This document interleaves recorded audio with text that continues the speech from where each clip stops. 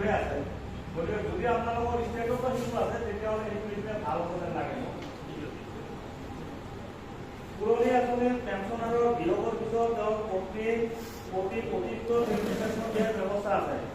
পেঞ্চনাৰে 90, 95, 100 বছৰ ফুল পেঞ্চন পায়, মানে দৰমহাটো ফুল পায়। আপোনালোকৰ ষ্টেটৰ 80, 90, 100 নাজানো, কিন্তু আমাৰ কিন্তু চেণ্ট্ৰেলত 80, 85, 90, 95, 100 সেইটোৱে আছে। গতিকে যদি আপোনালোকৰ ষ্টেটতো শিশু আছে তেতিয়াহ'লে সেইটো বিষয়ে ভাল হ'ব যেন লাগে মোক।